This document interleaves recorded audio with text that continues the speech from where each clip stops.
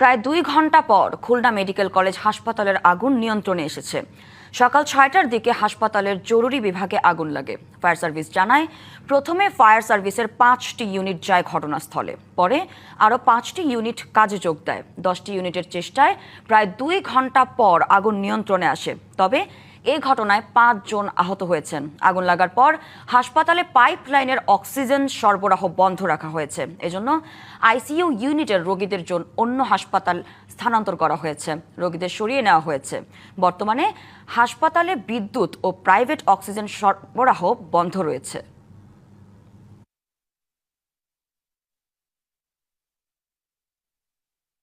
প্রায় 2 ঘন্টা পর খুলনা মেডিকেল কলেজ হাসপাতালের আগুন নিয়ন্ত্রণে এসেছে। সেখানকার আরও খবর জানাতে সরাসরি যুক্ত হচ্ছেন সহকর্মী আমিরুল ইসলাম। আমিরুল, কিভাবে আগুন লাগলো, এখন কি অবস্থা দেখছেন?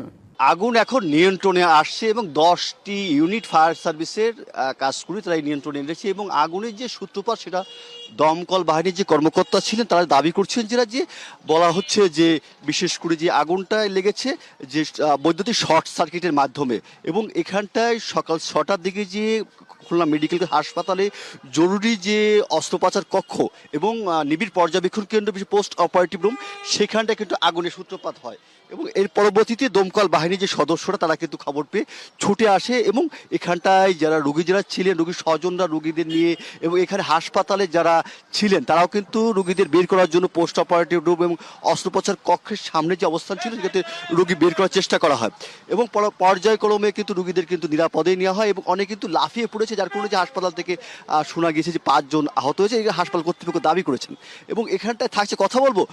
কিভাবে আগুন লাগছে একটু বলবেন?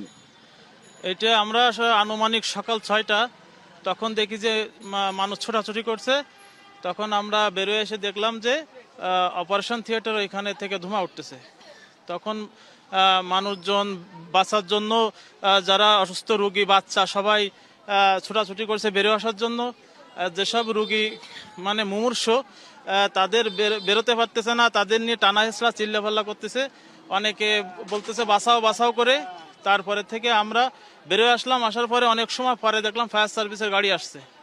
ঈদ আসবে, সাথে ক্যাশব্যাকও আসবে। নিজের বা প্রিয়জনের জন্য কেনাকাটায় এবারও নগদ পেমেন্টে পাচ্ছেন দারুণ ক্যাশব্যাক। তাই যাই কিনুন, পেমেন্ট করুন নগদে। আসার পরে অনেক চেষ্টার পরে তারপরে ওইখান থেকে আপনার গ্রিল কেটে কেটে তারপরে হচ্ছে সিস্টারদের বাইর করা হয়েছে এবং নামানোর সময় একজন সিস্টারকে যখন নিয়ে নামার চেষ্টা করে তখন ওই 3 তলার পর থেকে দুজনে একসঙ্গেই নিচে পড়ে যায়। পড়ে যাওয়ার কারণে